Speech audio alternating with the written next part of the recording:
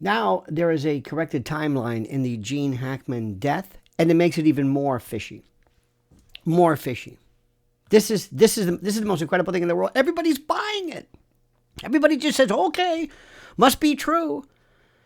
You know, the mystery of Gene Hackman's death and the timeline continues to be altered and still doesn't make any sense. This is what's killing me. The sudden deaths, in case you've been in a coma, maybe that's a bad phrase, the sudden deaths of Gene Hackman and his wife Betsy have been ruled as natural causes by authorities. And the reason why authorities want to say this is because authorities can't change their mind and say, oh, we made a mistake, it was murder, or it was suicide, or it was accident, or something else. They have to say, no, it's natural. Remember, 4 states or causes or modalities of death. NASH is the acronym, NASH. Natural, accidental, suicide, or homicide. And unexplained. Okay, NASHU. But the inconsistencies in the timeline and the strange behaviors of their family and the shocking new revelations about Betsy's final days make it impossible to accept the official story without serious doubt and skepticism and incredulity. You know, as more details emerge, the pieces of this puzzle refuse to fit together. Let me tell you why. The revised timeline and the conflicting evidence and the eerie circumstances of the pet's death and all of this circumstantial evidence all suggest that we are not being told the full truth. And the timeline keeps changing. Why? Why are you finding out news now? And who's changing the timeline? The people who created the timeline. The Santa Fe folks. The ones who cannot ever admit to negligence or stupidity. Remember, the people who are giving you the information have a lot to lose if they're wrong. Where's the independent source? There is none. The people who are giving you the information are the people trying to cover up any negligence or stupidity on their part.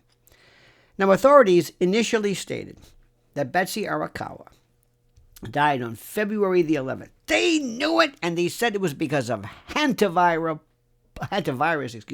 pulmonary syndrome, an exceedingly rare respiratory disease contracted from rodent exposure. Why they came up with this one, I mean, other than the fact that that's what it was, where are the notes? Where are the diagnostics? Where are the results? The labs? Where did you get this from?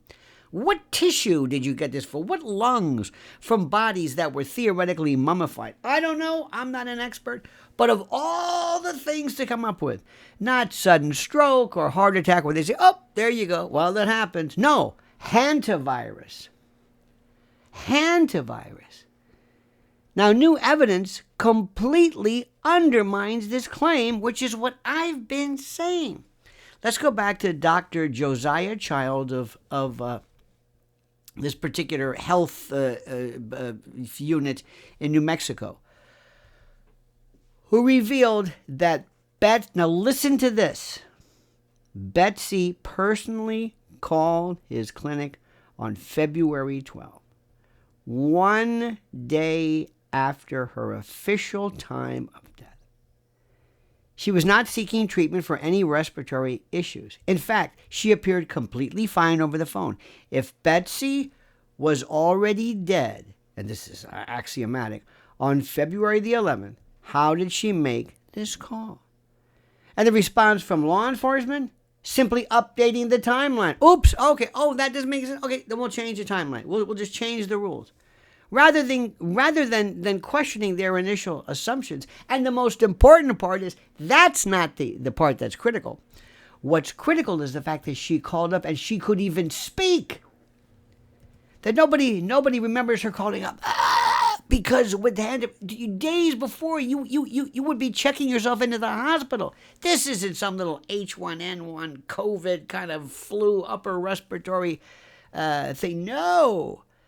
And even more bizarre, the cell phone records confirmed that Betsy's phone was used to make multiple calls that morning, including a call to the clinic that went unanswered. So this raises a lot of clues, a lot of questions. Was she really alive and in distress, or was someone else using her phone to create a false alibi?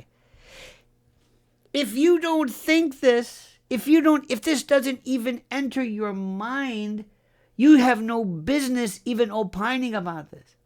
I was listening to I'm not going to mention, I was listening to somebody on YouTube, somebody who works for hospice, a very nice woman.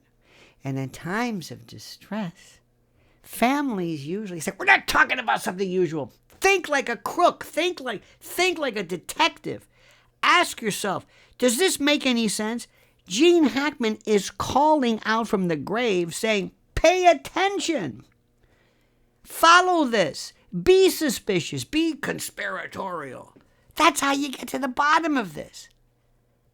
We're supposedly a country that loves CSI and true crime and real crime. And this new timeline shows that Gene was alive for at least a full week after her death. His pacemaker data, if assuming arguendo it's true, shows heart activity as late as February the 18th, meaning he likely remained, now think about this, in the home with his wife's body for 7 days. The idea that Gene Hackman, even in an advanced stage of Alzheimer's, failed to notice his wife's death and simply did nothing? And not only that, the dog just walked around. Oops, excuse me, pardon me. I don't want to make light of it. And nobody checked? I know they like their privacy, but... And the strange case of the dog. The dog is a very interesting thing. Because remember, in forensic pathology, the investigators will look at things like clocks that stopped, expiration dates of food, and the fish. Are there fish there? Well, how come? These fish don't go 2 days or 3 days without being fed. They're still alive. Somebody fed, little things that may not seem like much to you. But it's critical. And one of the most unsettling and confusing and strange details of the case is the death of one of their 3 dogs. They were found locked in a crate without food or water, leading to starvation and dehydration. At least that's what we're told. Now, the dog had just been picked up from a vet visit on February the 9th, meaning someone had to put it in the crate after returning home. Now, the 2 other dogs were found alive, one outside and one in the house, suggesting they had access to food or an open door or one of those swivel doors or what have you. Now, if Hackman was too weak and confused to care for himself, how was he capable of placing a dog in a crate? If that's what he did, we don't know. If Betsy was too sick to function, why didn't she at least release the dog? And if she was alive on February the 12th, as the phone records indicate, how could the dog have already been left in the crate long enough to die? The necropsy or autopsy report states the dog died from lack of food and water, which takes several days, meaning it likely suffered in the crate while both Hackman and Betsy were still alive. If anything suggests something went terribly wrong in that house, it's this detail. And this doesn't mean conclusively it was murder. It means take your theory and your timeline, tear it up, and start again. And nobody wants to talk about the M word, the missing murder theory. Why is nobody talking about murder? Homicide. Homicide is the unlawful taking of the life of another. That's all it means. Murder is a form of homicide. Homicide is manslaughter and second-degree murder and heat of passion and all that kind of stuff. Murder 3, felony murder. Homicide means I, human being, kill somebody else. Did you know that people who, for example, are executed in the death penalty, on their death certificate, it says cause of death, homicide. Because it's homicide. It wasn't natural, accidental, or suicide. And not unexplained. The conditions surrounding their deaths, the discrepancies in the timeline, and the convenient explanations from officials should at least raise the question. Why? Betsy had no reported breathing problems prior to her death. She was out running errands, calling doctors, tending to her household just before she supposedly dropped dead of this debilitating disease. Then a full week later, her husband dies alone in a separate part of the house? Where were their children during all of this? I know they didn't get along, but Hackman's 2 daughters and son have remained eerily silent. In fact, right after the death, they were very odd. The daughters, well, carbon monoxide, yep, that's it. Knew right away. When police performed a wellness check on the 26th and found their bodies, how long had it been since their children had actually spoken to them? And talk to the children and see their reaction. See how they take to your asking questions. If Betsy had been dead for over a week, and if Hackman's heart had stopped on February the 18th, why did it take until February the 26th for someone to check on them? Why? In any normal case, police would be investigating potential foul play, questioning family members, and looking into financial motives. I mean, there would be a homicide criminal investigation. But here, the case is being wrapped up as natural. No problem. That's it. Done. Without any serious scrutiny, any serious investigation of alternative possibilities. It's incredible. And then there's the estate and the money trail. You know, one of the most suspicious aspects of this case is what happens next. What happens to Gene's $80 million fortune? Hackman's will left everything to his wife. Betsy's will, in turn, left everything to charity. But with the timeline of their deaths now in question, the order of their deaths could affect who ultimately controls Hackman's estate. We also have the simultaneous death clause, and I predict that's not going to be an issue. If Betsy died first, everything would go to Hackman. But if Hackman was incapacitated, who would have controlled it? See, that's an interesting thing. If Hackman died first, his will would be void, since the beneficiary, Betsy, was no longer alive, sending his entire fortune into probate court where his children could fight for it, unless contingencies weren't made for this. If there is no clear line of inheritance, lawyers and judges could have the final say on what happens to the estate. Without reading the trusts, and we have no earthly idea. So why hasn't there been an investigation into whether foul play was involved in these deaths? Why hasn't the estate, who is it? Is it the trustee? Is it the personal representative, the executor? Who is running the show here? And given the financial stakes, isn't it worth asking whether either Hackman or Betsy was intentionally left without care, abandoned, starved? The official story doesn't hold up. You've always got to question.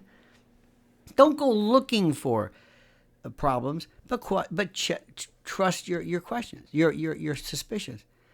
The official narrative asks us to believe the following.